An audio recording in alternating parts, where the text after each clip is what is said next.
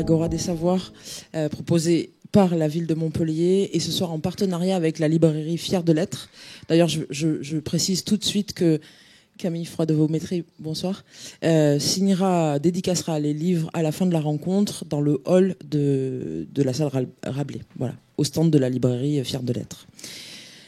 Alors, rebonsoir, merci infiniment d'avoir accepté notre invitation. Vous êtes philosophe et professeur de sciences politiques à l'université de Reims, Champagne-Ardenne. Vous êtes également et notamment l'autrice de La Révolution du féminin, qui était sortie en 2015 chez Gallimard, de Saint, en quête d'une libération, c'était sorti chez Anna Mossa en 2020. Un corps à soi, ça c'était chez Seuil en 2021, et d'un premier roman, on en parlera à la toute fin de la rencontre si vous voulez bien, qui lui s'intitule Pleine et douce et qui a été édité l'année dernière chez Sabine Weisbesser. Alors, Un si gros ventre, dont nous allons parler ce soir, a été coédité par Stock Essai et puis par Philosophie Magazine. Et il est sorti en librairie en septembre dernier. Alors, je viens de citer partiellement votre bibliographie. Vous avez écrit sur les corps des femmes. Vous avez démontré brillamment dans ces deux essais à quel point les femmes ont été dépossédées de leur corps pour des raisons de contrôle. Tout en pose, et vous faites cette démarche qui est incroyable, c'est-à-dire que vous posez les outils, vous continuez de poser les outils pour sortir de ces carcans enfermants imposés, on va dire, par le patriarcat systémique dans lequel on vit. Votre démarche, vos écrits, vos recherches depuis 10 ans s'inscrivent dans ce que l'on nomme le féminisme phénoménologique. Je me suis beaucoup entraînée à dire ce mot parce que c'est pas facile. Et aujourd'hui, vous continuez la démonstration brillamment en vous focalisant sur le ventre des femmes, ce ventre qui grossit pendant la gestation. Qu'est-ce qui vous a conduit au ventre à ce moment-là de vos recherches et travaux? Comment est-ce que et deuxième question dans cette première question, comment vous définissez ce courant de féminisme? Merci beaucoup Marie-Pierre. Je vais prendre juste une petite minute pour remercier Madame Robin, Régis Penalva, ainsi que Stéphanie Bertrand pour leur invitation. J'aime beaucoup venir à Montpellier. J'y viens désormais assez régulièrement puisque j'étais à la Comédie du Livre en mai dernier et que c'est la deuxième fois, si je ne me trompe pas, que je participe à l'Agora des Savoirs et c'est toujours un plaisir de venir dans votre ville. On part directement sur Un si gros ventre et vous me demandiez... Pourquoi le ventre pourquoi le ventre à ce moment-là de votre carrière et de définir ce courant de féminisme particulier. Du féminisme phénoménologique. Exactement. Ouais. Je vais peut-être commencer par là, comme ça va me permettre d'arriver jusqu'au gros ventre. Je travaille en effet depuis une quinzaine d'années dans le sillage en fait d'autrices et philosophes qui avant moi ont pensé le corps des femmes, qui l'ont fait d'ailleurs de façon pionnière, parce que toute l'histoire de la philosophie occidentale se caractérise par une occultation assez massive et permanente de toutes les thématiques corporelles qui concernent la vie des femmes, une occultation aussi des femmes elles-mêmes en tant que sujet de pensée, en tant que philosophe. Il faut attendre le XXe siècle et spécifiquement Simone de Beauvoir pour que cet état de fait commence de changer un petit peu, puisque ce que Simone de Beauvoir fait, notamment dans le deuxième sexe, en 1949, c'est qu'elle se saisit de façon très assumée de la question du corps des femmes, et elle le fait dans un contexte particulier qui est celui du développement de la phénoménologie en France, sous la plume de Maurice Merleau-Ponty notamment, qui est un de ses très bons amis. Ils vont d'ailleurs entretenir une relation épistolaire et de discussion tout au long de l'écriture du deuxième sexe. Et ce que fait Simone de Beauvoir, c'est qu'elle vient mettre au jour cette espèce d'énorme contradiction inhérente à la phénoménologie des pères fondateurs, qui est que ces hommes qui ont entrepris quelque chose d'assez important dans l'histoire de la philosophie, à savoir une forme de réunion du corps et de l'esprit, en rupture avec des siècles en fait de dualisme, un dualisme qui non seulement sépare le corps et l'esprit, mais les hiérarchise. L'esprit, la raison, le logos étant bien sûr au-dessus du corps, de la chair et de l'immanence. Ce dualisme-là, il remonte à l'Antiquité grecque, et puis en France, il est incarné par Descartes notamment. Et ce que font les phénoménologues dans la première moitié du XXe siècle, c'est de poser ce postulat qui peut paraître d'évidence, mais qui n'était pas dans une perspective philosophique, que tout sujet pensant est toujours nécessairement incarné et situé.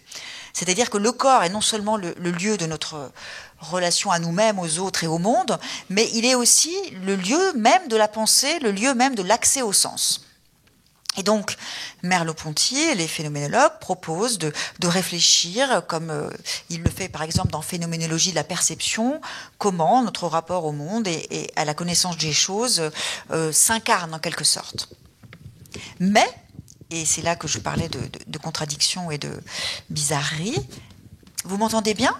Parce que je vois qu'on m'apporte un nouveau micro. Exactement, c'est ça. Alors il faut que je change de... C'est ça ? C'est mieux comme ça ? Bon. Mais oui, pour le coup, oui, c'est... Simone de Beauvoir révèle que ce corps des phénoménologues, curieusement, est toujours pensé de façon générique, neutre, c'est-à-dire en fait masculine. Et elle fait la démonstration éclatante dans le deuxième sexe que si tous les sujets, en tant que essentiellement libre d'agir et de se projeter dans le monde. Ça, c'est le postulat existentialiste de la liberté d'essence qui revient aux individus. Eh bien, si tous les sujets sont libres et donc investissent le monde en principe avec la même capacité d'action, eh bien, dit-elle, il se trouve qu'il y a une catégorie de sujets, les femmes, qui se trouvent d'emblée, en fait, privées et de cette liberté et de cette capacité d'action, parce que leur corps n'est pas défini comme agent, mais bien comme passivité. Donc ça, c'est la proposition initiale, si je puis dire, du féminisme phénoménologique, qui consiste à mettre au jour ce scandale que, du fait de leur enfermement dans leur corps, et en raison de leur assignation, notamment aux deux fonctions sexuelles et maternelles, les femmes sont privées de la condition même d'individu, de liberté, et même de la condition de citoyenneté, parce que c'est aussi un enjeu. Donc je rappelle la date, 1949, on est à un moment de l'histoire où les femmes n'ont pas le contrôle de leur corps procréateur, et que c'est très exactement ça que pointe Beauvoir dans le deuxième sexe, comment on apprend aux filles à devenir des femmes, c'est-à-dire comment on apprend aux filles à devenir de futures épouses et mères. À partir de là, le féminisme phénoménologique se développe avec cette double perspective. D'une part, repérer, détailler, dénoncer tous les mécanismes par lesquels est entretenue cette condition d'objectivation, tous les ressorts en fait qui vont tout au long de l'existence des femmes enraciner en quelque sorte et perpétuer cette condition en fait de corps-objet. Mais, et ça c'est un volet de la pensée de Beauvoir qui a moins souvent été repéré, et de fait il est moins développé dans le deuxième sexe, mais il est là et c'est très important de le dire, puisque c'est ce qui fait, je trouve, la force et l'originalité de la proposition du féminisme phénoménologique. Ce même corps, dans ses mêmes dimensions, notamment sexuelles et maternelles, est aussi, et doit être, un vecteur d'émancipation et de libération. Et que ces mêmes endroits qui, historiquement, justifient et concentrent en quelque sorte la condition d'infériorité et de discrimination qui est celle des femmes, eh bien, peuvent être en quelque sorte réappropriés. Alors, elle le déploie pas de façon très, très conséquente. Elle évoque juste ce qui, pour elle, à l'époque, lui paraît être la principale revendication, à savoir faire en sorte que les femmes travaillent pour être autonomes et pouvoir s'extirper le plus possible du carcan patriarcal. J'ai découvert pour ma part Beauvoir de façon, par la bande en quelque sorte. Je l'ai découverte par une autre autrice, une philosophe américaine qui s'appelle Iris Marianne Young, qui est hélas qui n'est pas encore traduite en France. Et j'ai découvert dans un contexte très particulier que je vais préciser parce que vous allez comprendre qu'il est très lié au livre, à savoir, on était au début des années 2000, c'est important de remettre les choses dans le contexte, et les hasards de la vie avaient fait que je venais d'avoir mon premier enfant. Et je venais d'être recrutée pour la première fois à l'université. Et tout ça en l'espace de quelques semaines. C'est-à-dire que voilà, l'audition de recrutement, j'étais enceinte de 7 mois et j'ai commencé mes cours, mon fils avait quelques semaines. Je continuais à l'allaiter et je devais par ailleurs monter un service, c'est-à-dire voilà, premier poste, premier service d'enseignement, donc des cours à monter de A à Z. Tout ça pour vous dire que cette espèce de conflagration entre deux choses que j'attendais l'une et l'autre depuis longtemps, et qui étaient évidemment des perspectives très, très, très réjouissantes. Néanmoins, le fait de devoir les vivre simultanément, et surtout, parce que c'est ça qui a été un peu une espèce de déclic, de comprendre que dans le monde social professionnel, on n'avait que faire de mes nuits hachées et de ma fatigue liée donc à ces premières semaines de la vie de mon fils, lequel fils, lui évidemment, se moquait complètement des cours que j'avais à préparer et des heures que je devais assurer.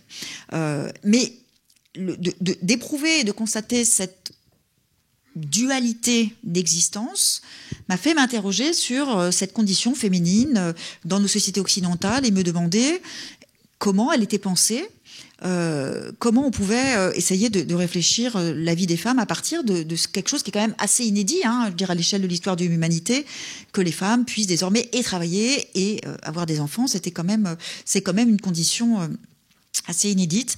Et donc là, au début des années 2000, je fais ce constat d'une relative absence ou d'un manque, d'un vide pour ce qui concerne la pensée féministe sur ces sujets très incarnés qui m'intéressaient alors. Et en élargissant un peu mes recherches, et parce que à l'époque, je travaillais sur un tout autre sujet, sur les rapports entre politique et religion, et notamment aux États-Unis, donc j'avais l'habitude je lisais souvent des autrices états-uniennes.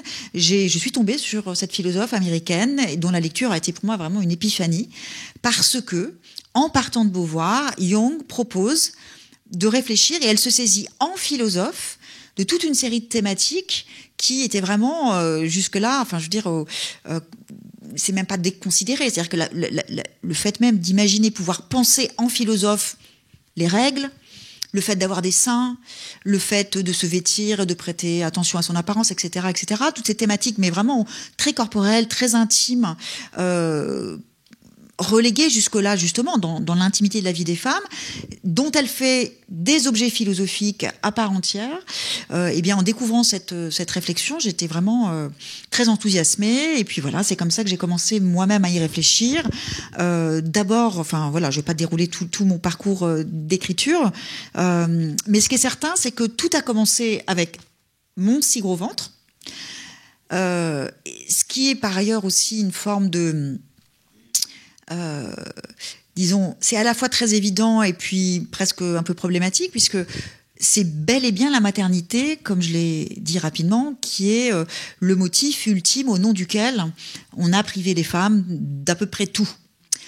Et c'est en devenant mère, moi, que j'ai eu cette espèce de prise de conscience féministe. Je dis souvent que c'est là que je suis entrée en féminisme par mon corps maternel. Et voilà que une petite quinzaine d'années plus tard, je reviens à ce si gros ventre à partir d'une proposition qui m'a été faite et qui a lancé ce projet. Alors, on ne sait jamais, j'imagine, quand on sort un ouvrage, à quel point il va résonner avec l'actualité de façon plutôt solaire ou de façon plutôt négative. Donc, on va se débarrasser de cette question d'actualité tout de suite. Votre livre est un véritable outil de résistance, et plus encore aujourd'hui, contre notamment cette annonce gouvernementale qui vient d'être faite et dans laquelle on a entendu cette absolue horreur d'expression qui dit armement démographique, réarmement démographique. Vous avez signé une tribune dans Le Monde. Là, on est en train d'entendre Gérard Larcher, dont je rappelle qu'il a 74 ans et qu'il est un homme blanc, qu'il est président du Sénat, qui s'opposerait à l'inscription de l'IVG dans la Constitution. Je rappelle que l'âge moyen des sénateurs est de 62 ans et qu'il y a 121 femmes en poste contre 348 hommes. Votre réaction à... Alors oui, j'ai eu envie d'écrire cette tribune parce que, en fait, c'était cette expression de réarmement démographique, et puis c'est surtout cette posture de surplomb consistant à enjoindre les femmes à faire des enfants du haut de je ne sais quelle... alors, en l'occurrence, une autorité, il la possède bel et bien en tant que chef de l'État, mais... outre le fait que ça nous rappelle quelques moments de l'histoire pas toujours très enthousiasmants à y réfléchir, mais ce qui m'a surtout frappé, c'est à quel point il illustrait quasi idéalement ce mécanisme très très efficace et dont j'ai pu prendre la mesure en rencontrant cette trentaine de femmes que j'ai interviewées à l'occasion de cette enquête. Cette idée que dès lors que les femmes sont enceintes, et notamment dès lors que cela se voit, cela se sait, dès lors que leur ventre en fait le signifie, eh bien tout se passe comme si elles cessaient d'être des sujets pour n'être plus que cela, de si gros ventres, et pour n'être plus que ces ventres occupés à fabriquer des enfants pour la société. Et comme je le dis dans la tribune et aussi dans le livre, il se trouve que les féministes des années 70, notamment celles qu'on appelle les matérialistes, donc marxistes, ont montré comment les femmes, en tant que classe, pour reprendre leur terminologie, étaient appropriées par la classe des hommes au nom même de leur fonction reproductive, et qu'il y avait donc une espèce d'implicite social de la possession collective du ventre des femmes. Et cette expression de réarmement démographique, pour moi, était tellement une illustration de cette analyse que voilà, ça me paraissait important de le dire. J'avais proposé au Monde, j'avais envoyé ma tribune avec un titre, et puis bon, ils font toujours le coup, ils changent le titre et choisissent eux-mêmes les mots qu'ils souhaitent utiliser, mais je l'avais intitulé Les ventres des femmes ne vous appartiennent pas, Monsieur Macron, ou quelque chose comme ça. Parce que c'est au-delà du contexte politique, prendre ainsi la mesure de ce que représente socialement la capacité reproductrice des femmes, s'apercevoir que d'une certaine façon, par-delà toutes les avancées sociales et par-delà tous les droits conquis qui existent, nous n'allons pas faire comme si on vivait dans une société qui n'a pas entamé en fait l'émancipation des femmes, mais néanmoins, et ça c'est quelque chose que j'ai travaillé dans d'autres ouvrages, il s'est passé un espèce de phénomène souterrain que, alors même que les femmes devenaient à peu près des hommes comme les autres dans le monde social et professionnel, dans les années 80, 90, 2000, eh bien, elles ont continué de demeurer ce que j'appelle des corps à disposition, une formule qui renvoie pour moi à cette idée que les femmes sont réduites et assignées à leurs fonctions sexuelles et maternelles. Et cela, cette perpétuation de la disponibilité corporelle des femmes, c'est quelque chose qui a explosé au grand jour avec la séquence MeToo, en 2017, laquelle séquence n'est pas un moment comme ça isolé, une espèce de coup de tonnerre dans le ciel féministe, c'est une séquence qui s'inscrit c'est un moment qui s'inscrit dans une séquence qui a débuté un peu plus tôt, au début des années 2010, que j'ai appelé dans un autre livre La bataille de l'intime, où l'on a vu donc une nouvelle génération de féministes, celles qui ont la trentaine aujourd'hui, mais à l'époque elles avaient la vingtaine, se saisir de toute une série de sujets corporels, à commencer par les règles, qui a été le premier sujet, et puis en se saisissant ensuite de tous ceux qui en découlent, la question des organes génitaux, avec ce grand moment du clitoris en majesté qui s'est affiché sur les murs de nos villes dans toutes les couleurs, et cette séquence sur les organes génitaux a donné lieu à toute une série d'initiatives relatives à la sexualité, à la nécessité de déconstruire le script sexuel dominant axé autour du schéma pénétratif, et cette séquence sexuelle a donné ensuite lieu à ce mouvement MeToo qui en révèle l'aspect sombre et dévastateur, et qui marque donc un moment effectivement un peu un point d'acmé dans la séquence de la bataille de l'intime. Mais celle-ci ne s'est pas terminée avec MeToo, puisque après, dans les années justement 2018-2019, c'est les questions autour de la maternité qui ont été politisées, publicisées. La question du premier trimestre de grossesse était très mal nommée fausse couche, la question du postpartum, la question des violences gynécologiques obstétricales. Et puis nous sommes aujourd'hui dans la toute dernière en tout cas, oui, dans la chronologie, dernière séquence, dernière thématique, qui voit aujourd'hui la question du vieillissement des femmes, et donc la question de la ménopause, la question de la vieillesse, tout simplement, être saisie par des féministes. Et alors c'est à la fois dans le champ militant, sous la forme d'ouvrages, de podcasts, etc., mais aussi dans le champ de la recherche en sciences humaines et sociales, avec des thèses, avec des ouvrages, et c'est là que moi j'interviens, si je puis dire. Alors pour commencer à rentrer un peu plus dans votre ouvrage, je vais lire un passage que moi j'ai entendu comme comment je pourrais dire ça, une des intentions de votre travail, c'est page 15. J'allais mettre des mots sur ce que j'avais vécu alors sans la moindre réflexivité. J'allais remonter le fil de l'expérience en faisant entendre les voix de celles qui me succédaient ici, celles qui, année après année, depuis toujours, portent leurs enfants et les mettent au monde. J'allais faire résonner les sensations, les émotions et les opinions de ces femmes dont on ne se soucie jamais, parce que l'on envisage la grossesse comme un fait de nature, que l'on considère la gestation comme un processus à surveiller et le ventre des parturientes comme un objet formaté. En un mot, j'allais tenter de penser ce qui ne se pense pas, le corps enceint. Est-ce que vous partagez là le fait que moi j'y ai vu vraiment votre intention de travail, de recherche? Oui, en effet. En effet, c'est faire entendre les voix de celles que l'on n'entend jamais, puisque, comme je le disais tout à l'heure rapidement, les femmes enceintes cessent d'être des sujets.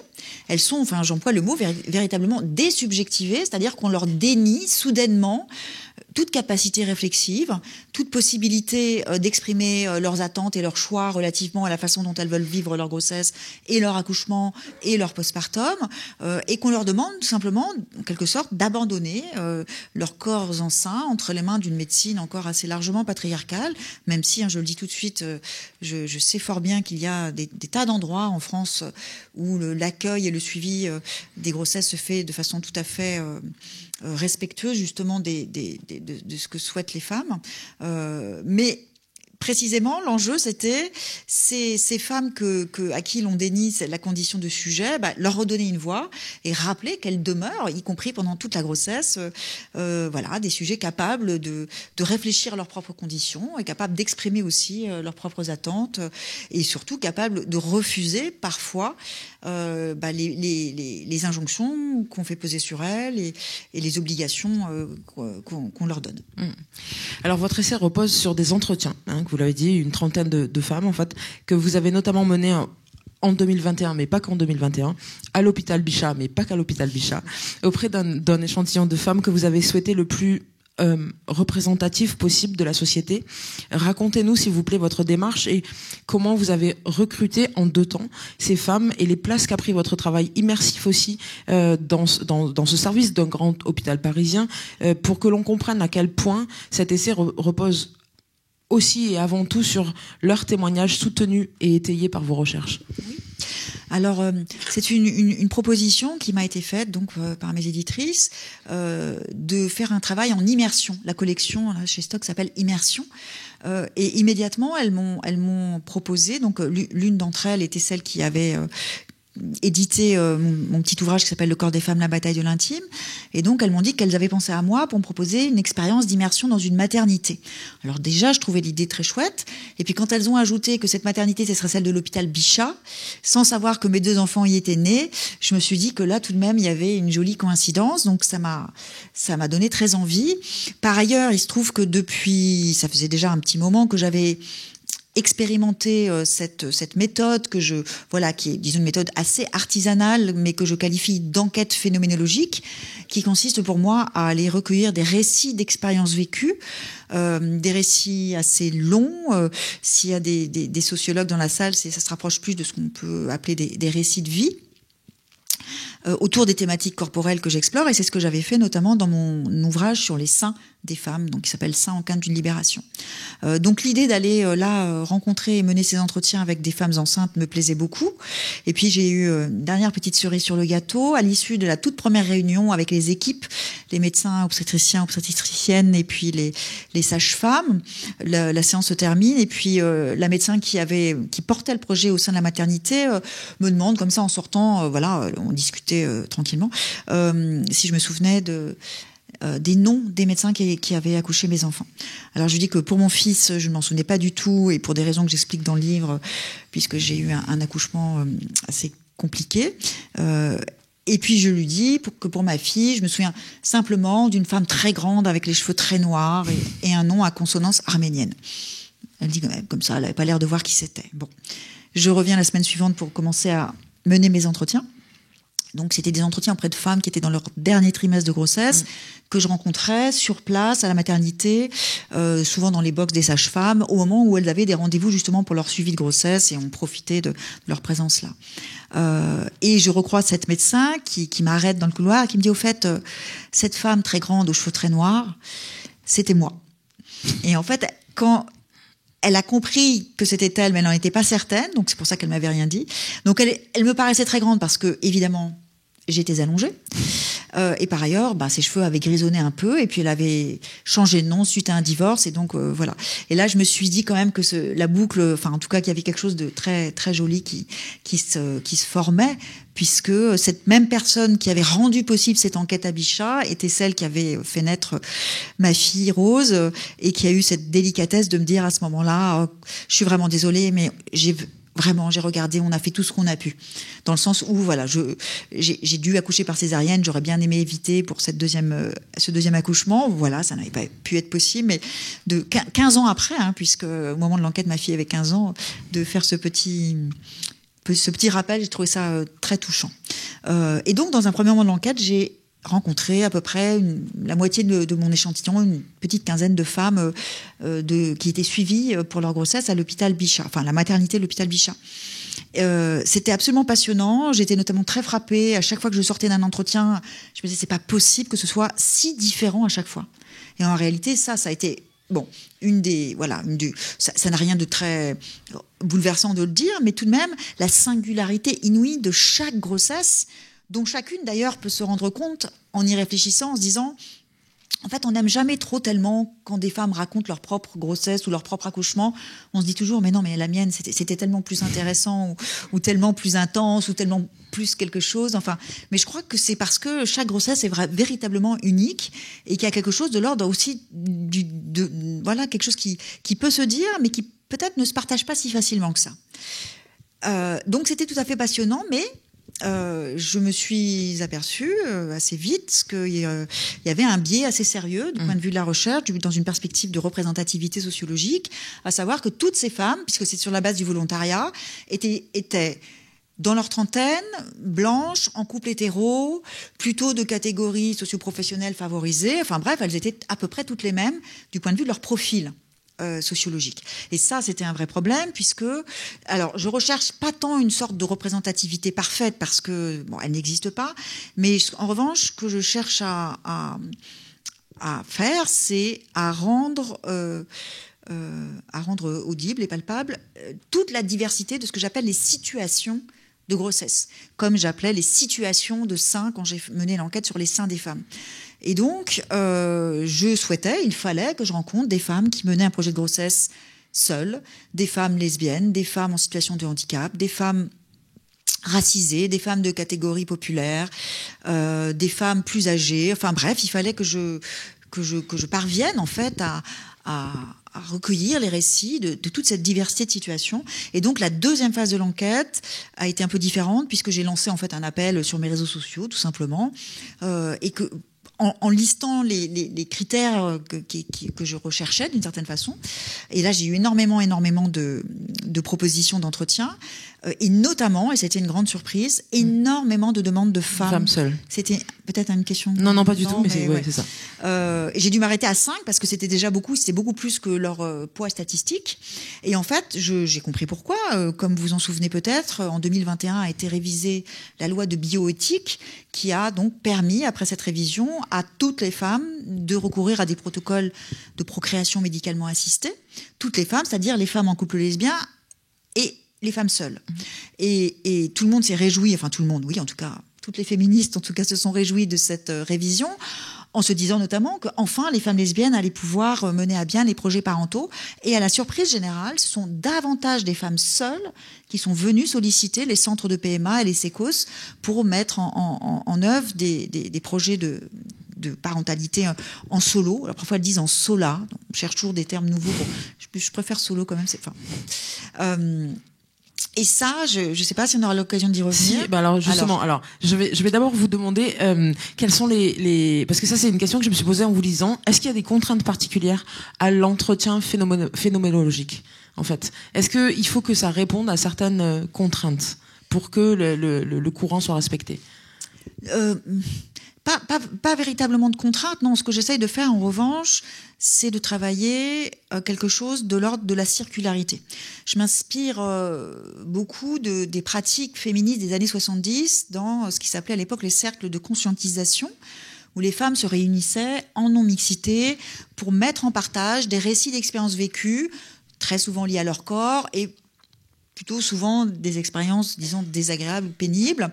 Et lors de cette mise en partage des récits, ces femmes prenaient conscience de partager une commune condition, et en l'occurrence une commune condition d'oppression, et cette prise de conscience menait ensuite à la décision de s'engager dans la lutte féministe et donc voilà, politiquement.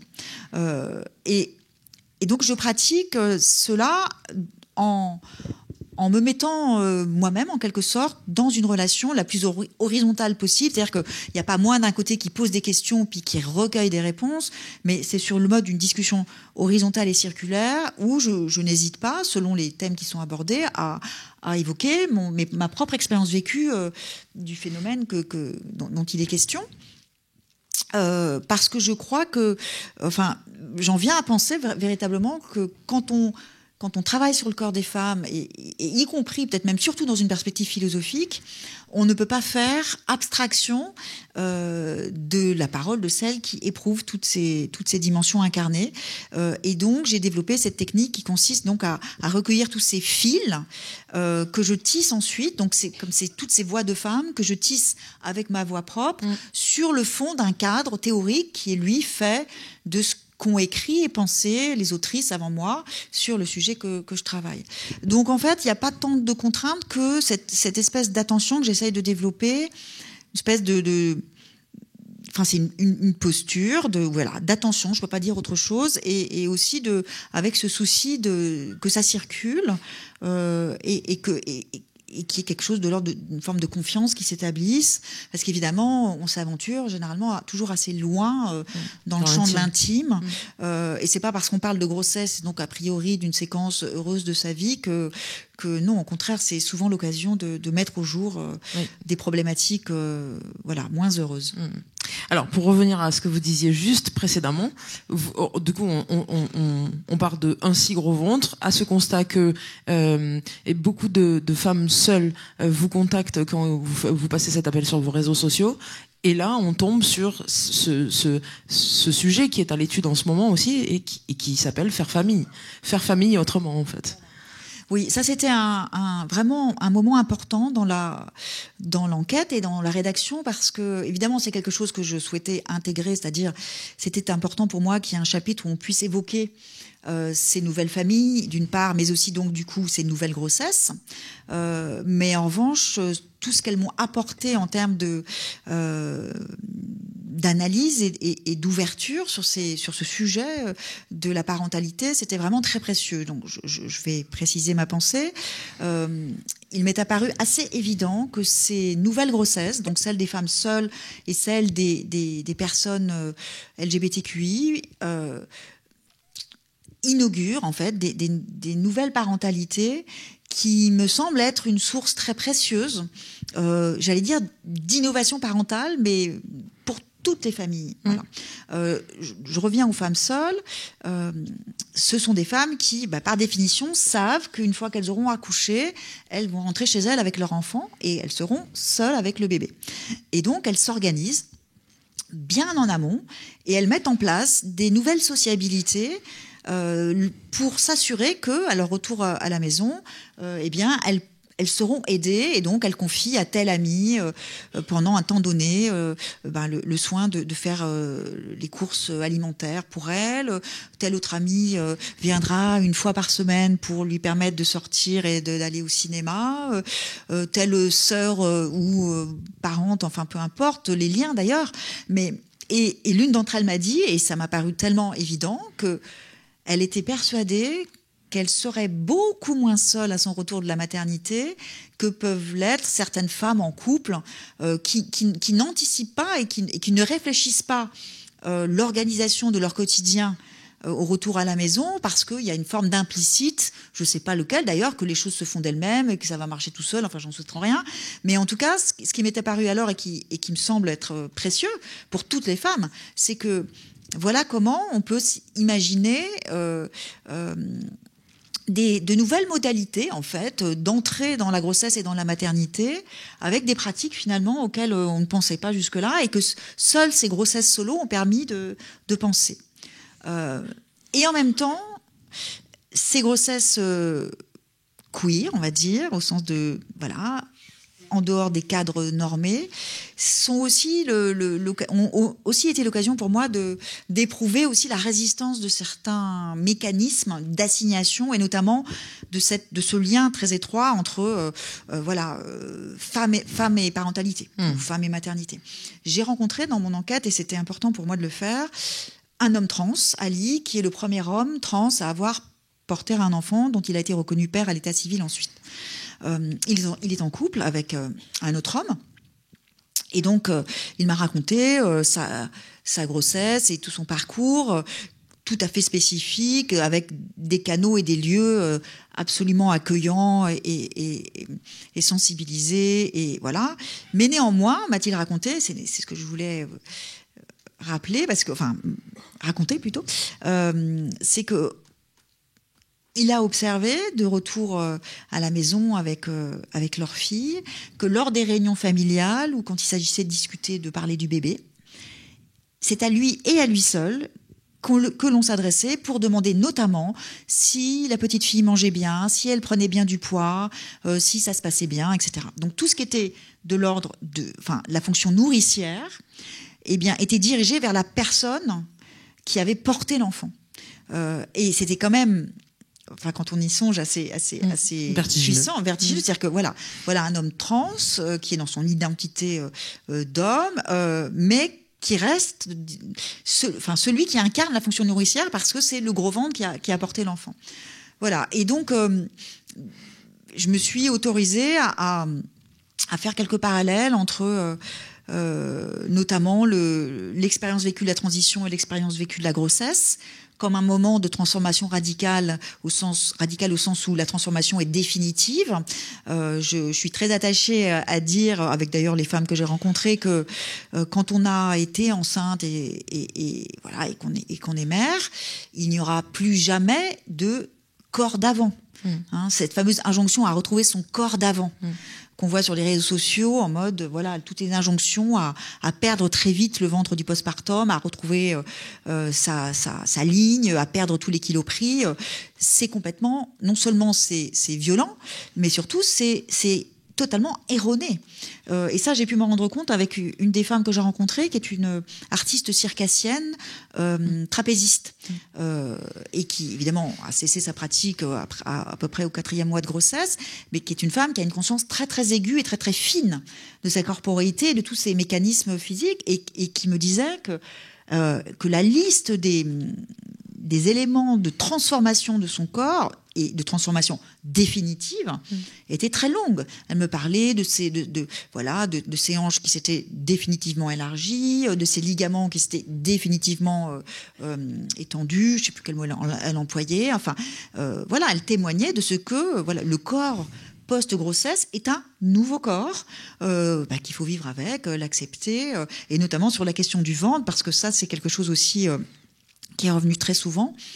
L'impossibilité pour les femmes d'avoir de gros ventres hors grossesse. C'est-à-dire, en fait, le gros ventre n'est socialement acceptable que s'il est plein d'un enfant, pas de nourriture.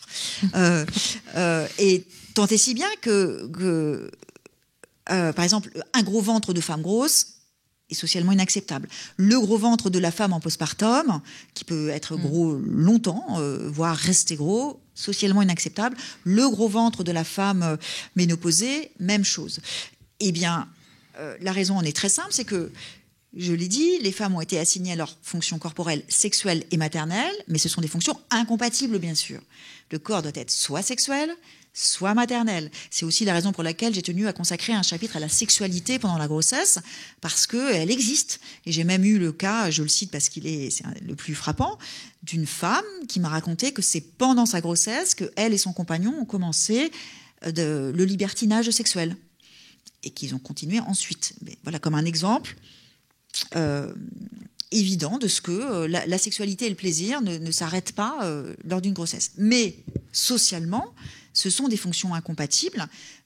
C'est ce dont témoigne par exemple la stigmatisation des femmes qui allaitent en public. C'est-à-dire que le sein, et spécifiquement le téton, qui est un organe doublement sexuel et maternel, il est inenvisageable au sens où on ne veut pas le regarder comme un visage. Et donc le ventre qui est donc soit maternel gros, soit sexuel pour être désirable plat, c'est une injonction qui reste très très puissante, comme l'illustre d'ailleurs ces nouveaux modèles de corporéité qui sont proposés à nos filles. Donc Rose, dont je parlais tout à l'heure, ma fille a 17 ans, et grâce à elle, je suis d'assez près en fait le flux continu des injonctions esthétiques qu'elle reçoit sur son écran tous les jours. Et j'ai découvert donc ce retour en mode et en force du corset chez les toutes jeunes filles. Parce que si désormais il y a des icônes de la pop culture qui peuvent, voilà, et on peut peut-être s'en réjouir, qui ont légitimé et rendu beau et désirable les grosses fesses, les grosses cuisses, les gros seins. Il y a en revanche une zone du corps des filles qui doit rester absolument fine et plate. C'est le ventre et la taille. D'où le retour en force des corsets, d'où aussi ces marques de lingerie que ces mêmes pop stars lancent pour rendre possible l'impossible, c'est-à-dire cette espèce de corps amphore, non pas sur la plateforme de Arte Replay, le reportage de Kim Kardashian. Le geste est absolument parfait. L'amphore, c'est comme ça, c'est resserré au centre une amphore, c'est ça. Comme ça, exactement.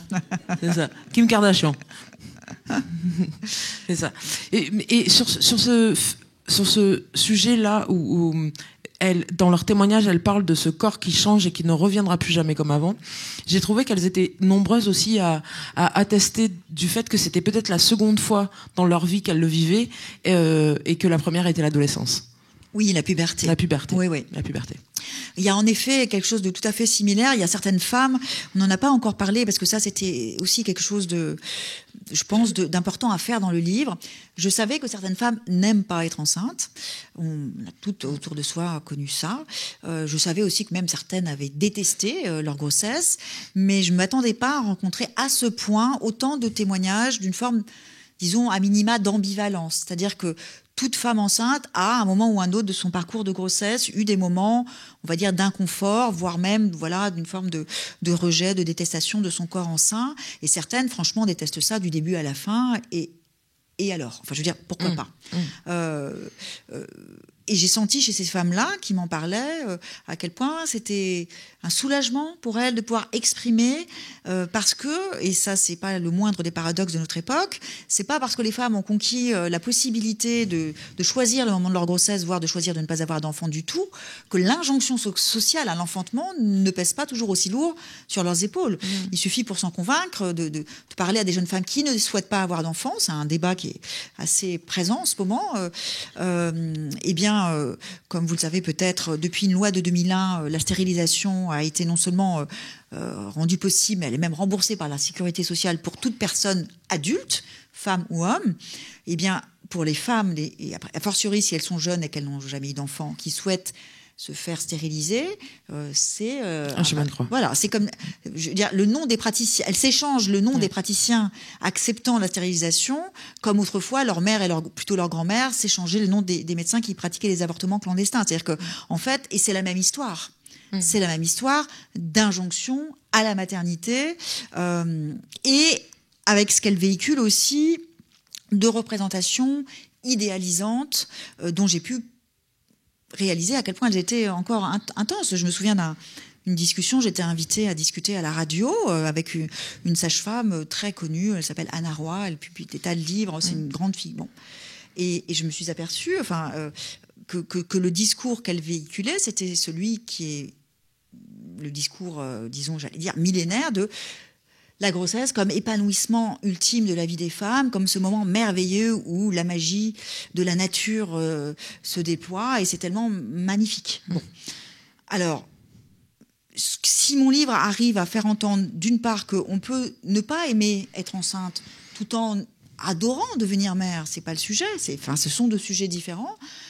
S'il permet aussi peut-être d'aller vers quelque chose comme une forme d'indifférence, c'est-à-dire qu'il y a des femmes qui vivent leur grossesse comme elles vivent tout autre épisode corporel, voilà, elles s'adaptent, elles aménagent leur existence à ce moment-là spécifique de leur vie, mais disons que ce à quoi elles aspirent, c'est à vivre leur grossesse, disons, le plus normalement possible, c'est-à-dire dans une forme d'indifférence. Non pas que ça les intéresse pas, mais simplement qu'elles souhaitent pas en faire grand cas et surtout pas être obligées de la vivre comme si elles étaient là au summum de leur vie de femme. Et du bonheur. Et du bonheur, oui. Parce que non, c'est loin d'être toujours le cas. Enfin, dans ce sens-là, quelque chose m'a percuté très fort et j'avoue, je m'y attendais pas. À l'instar de la culture du viol qui est partout présente dans notre société, en fait, j'ai trouvé que ce qui émergeait aussi de leur témoignage, c'était le partage d'une certaine forme de honte. Et c'est un des plus grands apports pour moi de cette lecture, en fait.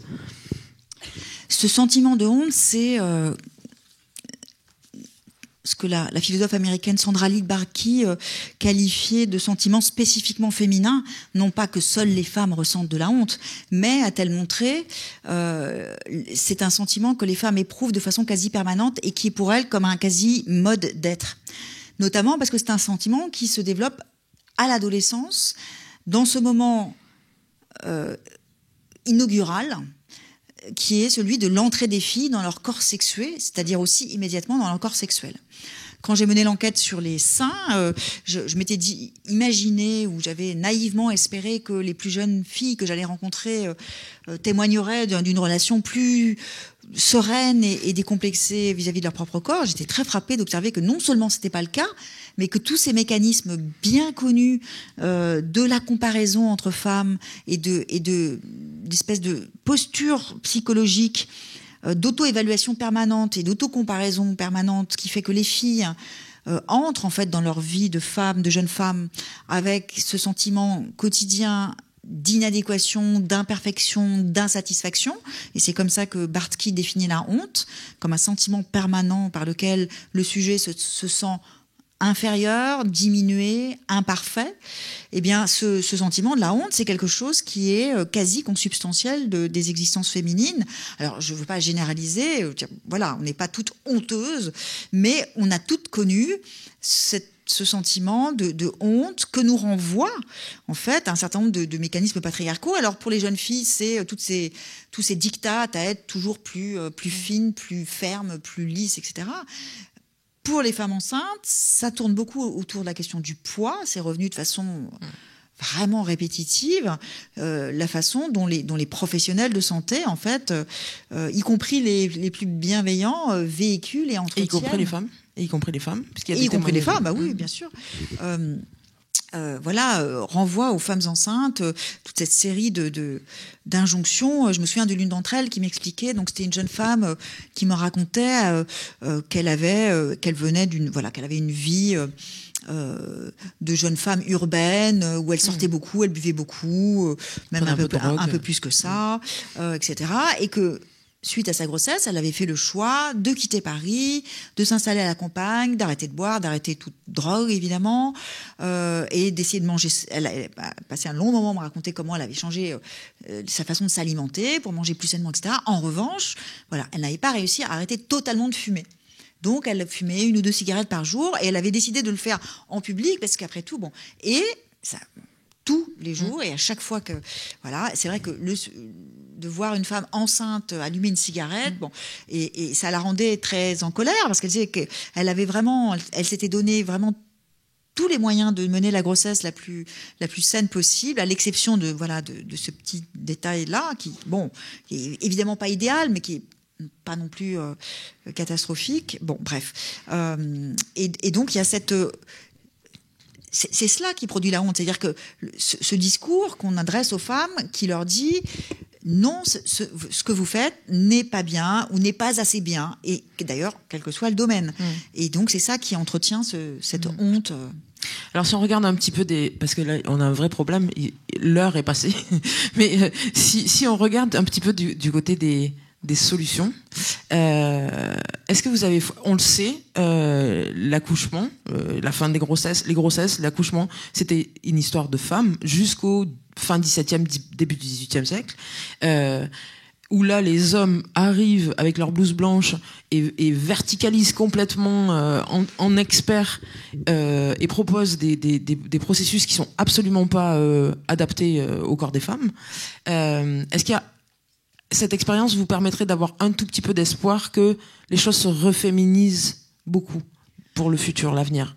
Oui, parce que il y a une tendance que je trouve tout à fait nette à proposer, développer des alternatives à la médicalisation de la grossesse et de l'accouchement telle que effectivement la médecine masculine l'a enraciné à la faveur d'évolutions historiques dont certaines sont tout à fait, on va pas rejeter et la possibilité de la péridurale et je dis souvent que s'il n'y avait pas eu cette médecine obstétricale, je serais pas là pour écrire ces livres aujourd'hui parce qu'elle m'a littéralement sauvée. Mais néanmoins, on peut espérer et réclamer des modalités davantage soucieuses en fait des attentes des femmes, par exemple des pratiques d'accouchement qu'on appelle davantage physiologiques, etc. Et de fait, elles existent. On voit bien à quel point, il y a un phénomène qui me fascine, c'est l'explosion du phénomène des doulas. C'est-à-dire de femmes qui se forment, qui se spécialisent pour accompagner les femmes enceintes. Donc, c'est pas des professionnels de santé, c'est en plus, en fait, des suivis de grossesse normaux, mais ce sont des femmes qui sont là pour assurer ce que, malheureusement, les sages-femmes n'ont plus le temps parce qu'elles sont dans des conditions de travail absolument terribles, difficiles de faire. Donc, à savoir être, un suivi plus quotidien et puis plus attentif aux attentes des personnes. Donc il y a les doulas, il y a les maisons de naissance, on a enclenché une dynamique en fait de diversification en fait des modalités d'accouchement et de grossesse, et aussi les féministes ont décidé et continuent de le faire, de faire entendre leur voix et leurs attentes sur ce sujet. Et quand on fait reposer son ouvrage comme ça, en intégrant autant la parole des femmes, est-ce qu'il y a des craintes pendant l'écriture ?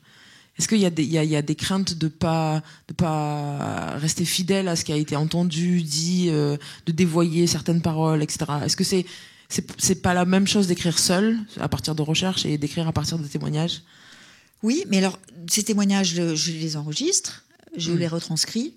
Je ne modifie aucun mot, si ce n'est que j'enlève les petits mots de l'oralité comme les ou les répétitions, etc. Oui, mais vous intégrez les rires. Oui, toujours. Et puis ça, c'est aussi un principe de méthode, là, pour le coup, en sociologie.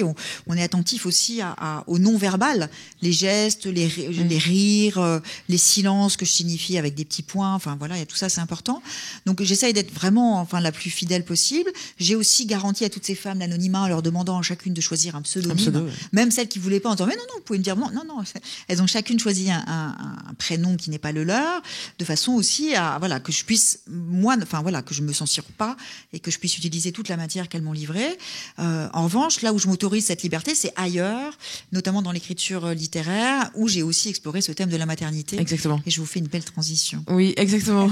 C'est ça. C'est-à-dire, qu'est-ce que vous a permis l'écriture de... Alors, ce premier roman qui s'appelle Planète douce parle aussi de la grossesse, enfanter, la naissance, l'éducation. D'abord, pourquoi vous avez eu envie de vous tourner vers la fiction, la littérature, et qu'est-ce que ça vous a apporté ? Alors d'abord, ce que je dois dire, c'est que ce roman, je l'ai écrit avant Un si gros ventre et avant même que le projet existe. Et c'est drôle d'observer, mais bon, c'est drôle et en même temps, je le comprends. Que tout ça fait sens et système. En fait, l'écriture fictionnelle, l'envie d'écrire de façon fictionnelle m'est venue quand je réfléchissais au projet du livre qui est devenu Un corps à soi. Un ouvrage dans lequel, dans la seconde partie, je reprends la méthode beauvoirienne en déroulant le fil de la vie des femmes, du bébé-fille jusqu'au grand âge, et je m'arrête à toutes ces étapes de la vie des femmes qui sont marquées par un bouleversement corporel qui va produire chez elles à la fois un ébranlement intime, un changement dans la représentation sociale et des attentes en termes de droits, donc politiques. C'est pour ça que je parle de nœuds phénoménologiques, c'est-à-dire ces moments incarnés de la vie des femmes où l'intime, le social et le politique sont toujours très étroitement associés. Et donc j'avais eu envie d'ouvrir chacun des chapitres par un petit texte de fiction qui portait le prénom d'une fille ou d'une femme et qui allait en quelque sorte introduire de façon littéraire le thème corporel que j'explorais ensuite de façon plus théorique. Quand je l'ai proposé aux éditeurs, j'ai bien vu qu'il y avait quelque chose peut-être qui qui marchait pas. Cette hybridité du projet, à l'évidence, était sans doute pas idéale. Et puis surtout, je me suis rendu compte, et on m'a fait remarquer que si j'avais envie d'écrire un peu de fiction, il fallait peut-être que je me l'autorise franchement et que je n'aille pas dissimuler entre les pages de mes essais. Et donc j'ai sorti ces personnages qui existaient déjà puisqu'ils étaient associés au chapitre de Un corps à soi. Je leur ai ouvert un espace propre, en quelque sorte, un espace littéraire où j'ai pu les faire vivre et les faire exister entre elles. Et puis j'ai commencé d'écrire le roman, puis le livre Un corps à soi. Mais là, j'ai dû m'arrêter d'écrire le roman parce que je n'arrivais pas à faire les deux en réalité. Je pense que c'était pas les mêmes... Voilà, ça mobilisait pas en moi les mêmes choses. Et j'ai repris l'écriture du roman après avoir terminé le manuscrit d'Un corps à soi. Et c'était d'ailleurs un moment tout à fait enthousiasmant parce que je me suis aperçue à ce moment-là, et c'est là véritablement que j'ai éprouvé pour la première fois, et c'est chouette de vivre des premières fois passé 50 ans, la joie de l'écriture littéraire dans une forme de libération. J'avais, je crois, réussi, en tout cas, de mon point de vue, j'avais pu dire à peu près toutes les choses que j'avais envie de dire sur ces événements corporels de façon théorique dans Un corps à soi.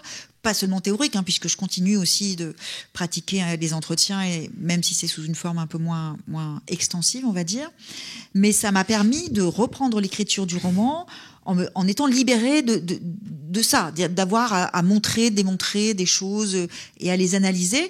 Et ça m'a permis aussi d'aller à des endroits où je ne pensais pas aller. Et ça, c'était une très belle surprise de l'écriture littéraire. C'est la raison pour laquelle je n'ai pas l'intention de m'arrêter là. J'espère en tout cas ne pas m'arrêter là.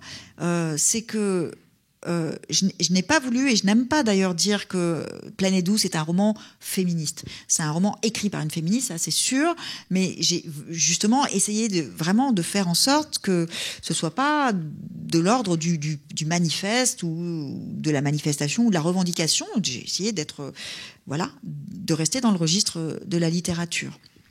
Mais néanmoins, et c'est quelque chose qui est apparu dans les discussions avec mes lecteuristes lors des rencontres, comme à la Comédie du Livre, je me suis aperçue qu'il y avait des choses que j'avais en quelque sorte semées dans le roman, qui étaient des points de départ, de réflexion que je n'avais jusque-là pas imaginé. Par exemple, dans Planète douce, donc ce ne sont que des femmes qui parlent. C'est un choix assumé. On m'a souvent demandé pourquoi aucun homme ne parlait. J'ai souvent répondu que c'est une question qu'on posait rarement aux romanciers hommes qui ne faisaient parler que des hommes. Donc je ne voyais pas en quoi c'était un problème. Donc ces 12 chapitres et ces 12 filles et femmes prennent la parole chacune à leur tour à la première personne du singulier. Ça, c'était un exercice d'écriture très, très intéressant et amusant. Et il y a des hommes néanmoins, et notamment il y a un homme qui va être le père de la petite Ève, autour duquel tout tourne. Et cette petite fille, Ève, elle est née donc d'une mère seule. Et ça, une fois encore, c'était bien avant l'enquête. Donc voilà, d'une mère seule qui a choisi de vivre seule parce que c'est son choix, mais qui a néanmoins décidé que sa fille aurait un père. Et je dis que ce père, Greg, sera son père intime. Et cet adjectif intime, il me vient comme ça, un peu spontanément. C'est un adjectif que j'utilise souvent, la bataille de l'intime. Bon, voilà. Et dans une discussion, on me demande d'en dire plus. Pourquoi intime ? Qu'est-ce que ça veut dire ? Etc. Et donc là, je creuse. Et là, je mets au jour, en fait, cette idée dont je me suis dit que j'avais envie par la suite d'y revenir, qui est que qu'est-ce que c'est que de parler de paternité intime ? Est-ce que Greg, c'est pas un des premiers hommes de l'histoire à avoir la possibilité de nouer en tant que père des relations intimes avec sa fille ? Est-ce que c'est pas tout l'inverse de ce qu'ont été les hommes durant toute l'histoire patriarcale, d'abord qui ne souhaitaient pas de filles, plutôt les garçons, et puis ensuite quand ils en avaient, ils les abandonnaient totalement à leur mère. Et là tout d'un coup de qualifier cette paternité intime, et en plus c'est tout à fait le hasard, mais il se trouve que je lui ai donné comme métier le métier de ostéopathe et masseur, et qu'il y a une scène dans le chapitre où Ève parle, donc Ève le bébé, où elle raconte ce moment de massage que lui procure son Greg, son père intime, et tout d'un coup je me dis, j'ai aussi mis en scène, sans le réfléchir une fois encore, la possibilité pour les pères d'être dans le soin, ce fameux soin qui revient, que seules les femmes assument seules, etc. Donc tout ça pour dire que pour moi, en fait, penser le corps des femmes nécessite et bénéficie d'une ouverture des registres, c'est-à-dire voilà, écrire des essais.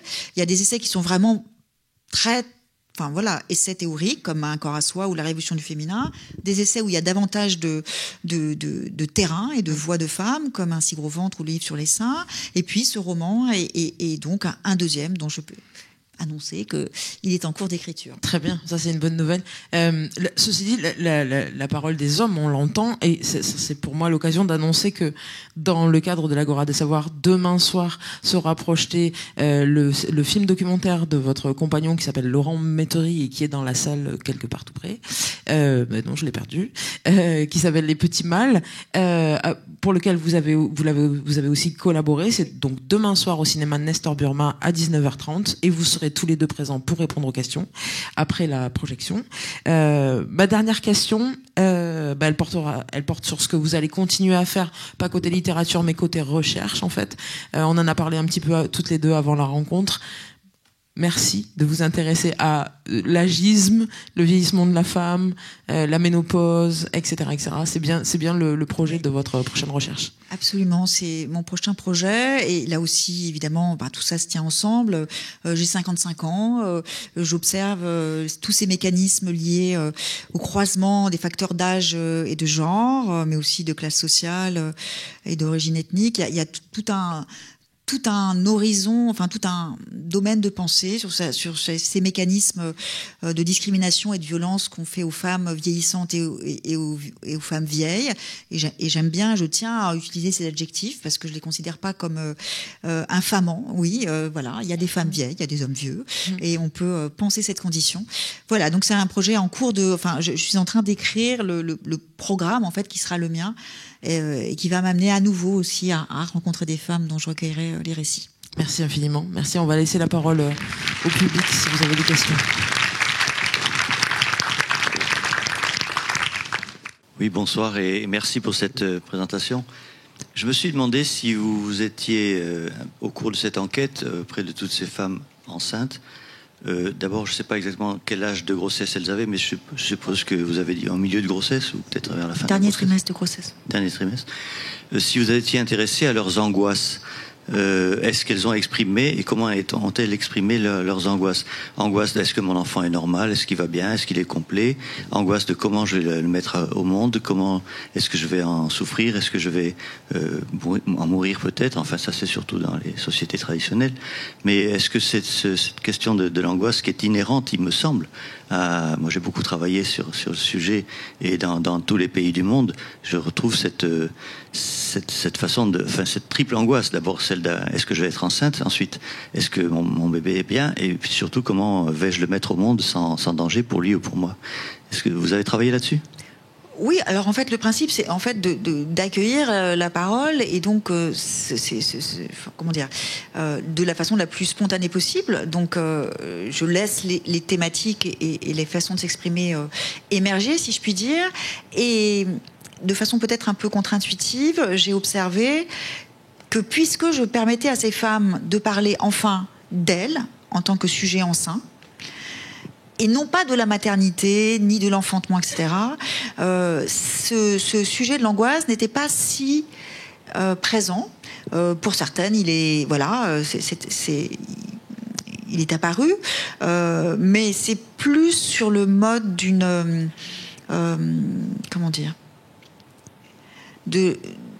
d'une forme de révélation ou je cherche le mot mais il m'échappe, mais de me dire qu'en fait elles n'étaient pas bien dans ce moment de leur grossesse. C'est pas tellement une question d'angoisse, plus qu'une question plutôt de mal-être.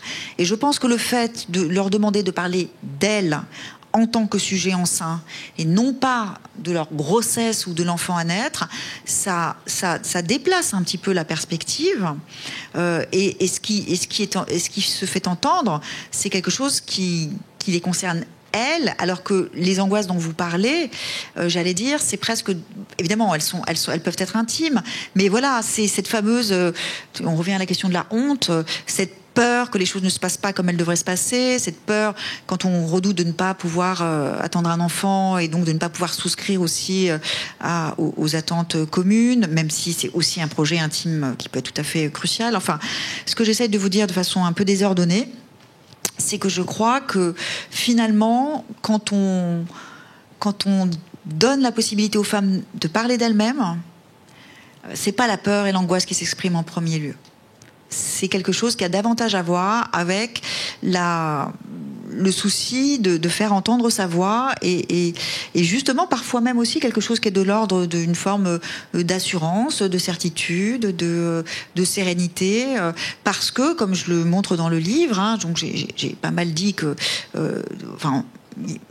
pas mal associé la grossesse à des sentiments ambivalents, voire négatifs.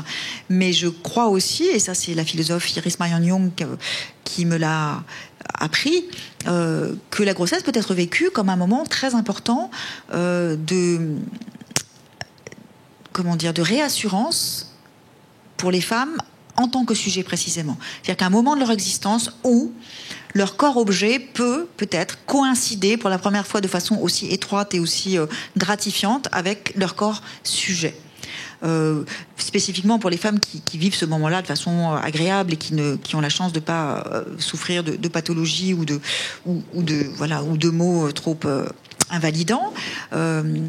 Le sentiment d'être dans une forme d'adéquation à soi, dans son projet en tant que sujet et projet en tant que aussi sujet incarné, le fait d'éprouver aussi socialement une reconnaissance assez immédiate et assez unanime. Toute femme enceinte aura éprouvé dans l'espace public, c'est parfois d'ailleurs aussi une forme de soulagement de plus subir les regards un peu gluants et les réflexions un peu trop sexualisantes. Mais la femme enceinte dans l'espace public est reconnue en tant que future mère et bénéficie de ce fait d'une sorte de reconnaissance sociale immédiate, d'une forme de respect immédiat qui peut produire un sentiment assez agréable et positif de confiance, de réassurance, et même certaines l'expriment dans les termes de la puissance. Et c'est ça aussi que j'ai pu recueillir, et des choses qu'on entend moins souvent que justement les angoisses, qui sont des choses qu'on entend plus facilement quand on se concentre non pas sur le sujet en sein, mais sur le projet de grossesse. Puis le propos, c'était vraiment de penser le corps enceint, en fait. Et c'est pour ça qu'on parle le livre s'appelle « Un si gros ventre ». C'était vraiment focalisé sur le corps. Est-ce qu'il y a une autre question ? Bonjour. Moi, en fait, ma question, c'était plus sur l'aspect démographique qui a été soulevé par la phrase du président. Je trouve que ça a été très mal amené, et c'est terrible ce qu'il a dit, mais ça pose quand même une question, c'est qu'effectivement, l'âge à la première grossesse recule, on fait de moins en moins d'enfants, les services publics se dégradent, ça on n'en parle pas, mais ça joue certainement. Et du coup, tout cet ensemble de sujets en sein font moins d'enfants, et ça a un impact collectif. Et est-ce qu'on n'est pas entré dans une nouvelle ère, puisque justement, maintenant que c'est un sujet, qu'est-ce qu'on en fait en tant que femme, Enfin, moi, je m'interroge. Maintenant que c'est devenu un sujet, la baisse de la natalité ? Que ça a été porté comme ça au premier plan, oui. Dans des termes guerriers. Moi, je m'y attendais pas. Et que quelque part, moi, en tant que femme, je me sens poussée dans mes retranchements. Est-ce que je dois prendre position ? Est-ce que je dois lever mon bouclier ? Vu qu'on parle de guerre.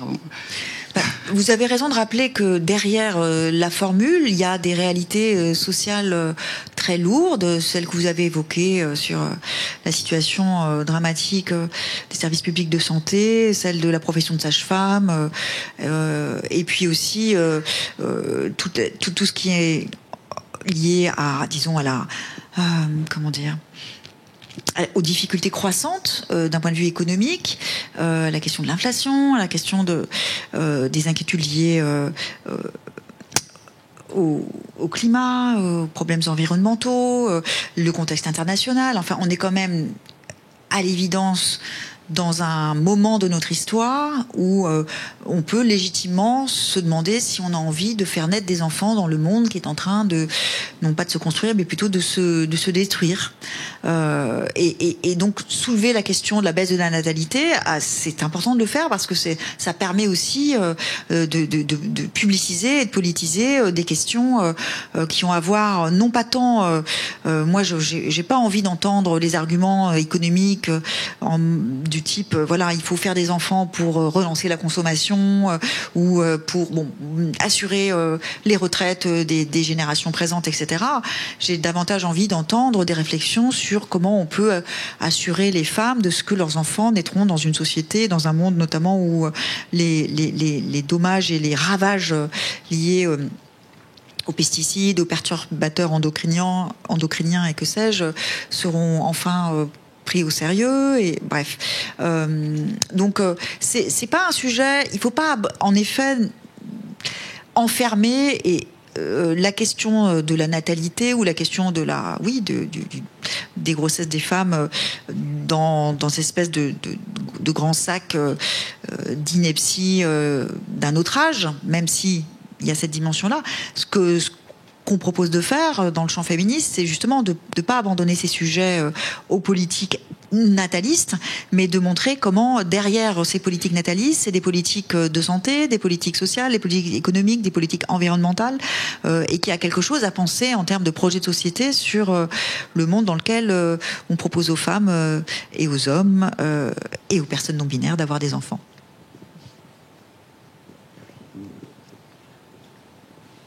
Comme on parle de la biopolitique et de la gestion du contrôle des foules, du réarmement démographique, et par rapport à ça, je ne sais pas si vous avez entendu les propos de Vera Nikolsky dans son ouvrage Féminicène, et c'était pour savoir ce que vous en pensiez. Oui, dans cet ouvrage Féminicène, il est question, de façon, de mon point de vue, aberrante, de considérer que tous les progrès dont ont bénéficié les femmes et tous les droits qu'elles ont pu conquérir, elles le devaient aux évolutions médicales et scientifiques et non pas aux actions des féministes. C'est une proposition qui a eu un écho assez... Enfin, non, peut-être pas large, mais enfin, en tout cas, quand le livre est sorti, on en a tout de même un petit peu parlé. Cette façon de dire que ce sont les aspirateurs, les machines à laver le linge et l'anesthésie et quelques autres progrès médicaux qui ont permis aux femmes de s'extirper d'une condition d'objectivation terrible qui a été la leur pendant des siècles. Je dis aberrant parce que on le sait très bien quand on est féministe que tant que ces sujets sont pas portés de façon politique par des femmes et j'espère de plus en plus par des hommes, on aura beau faire tous les progrès médicaux du monde et inventer tous les appareils domestiques les plus performants du monde, on changera pas grand-chose au fait que les femmes continuent notamment d'être assignées aux tâches domestiques. C'est quand même une immense mystification que d'avoir fait croire aux femmes, notamment des années 60 et 70, que leurs fabuleux nouveaux appareils domestiques allaient les libérer enfin de leurs conditions d'assignation. Betty Friedan a montré dans un livre qui est devenu une espèce de bible féministe aux États-Unis en 1962, qui s'appelle La femme mystifiée, comment des millions d'Américaines qui avaient fait des études s'étaient retrouvées à retourner chez elles à la naissance de leur premier enfant et à cesser de travailler pour devenir ces fameuses ménagères au sourire extatique qui posaient devant leur cuisine rutilante. Donc il ne s'agit pas, une fois encore, comme je le disais, de nier tout ce que les progrès médicaux et scientifiques ont permis de faire en matière de progrès pour les femmes et même de droits des femmes. Il s'agit de rappeler, et je prendrai ce dernier exemple, que si on ne s'attache pas à protéger les droits que nous avons conquis, je pense spécifiquement au droit à l'avortement, dont il est pas mal question en ce moment, puisque voilà, quelques résistances se manifestent pour empêcher l'inscription de ce qui n'est même pas appelé un droit, mais une liberté dans la Constitution. Quand on sait que depuis juin 2022, la moitié des Américaines vivent désormais dans des États où il leur est très difficile, voire impossible, de recourir à un avortement si elles le souhaitent, on s'aperçoit que là, il n'est plus question ni de science ni de médecine, mais de féminisme et de mobilisation et de vigilance féministe. Donc c'est ce que je pouvais vous dire sur cette proposition théorique faite dans cet ouvrage. Bien. Merci. Merci à vous. Merci Camille.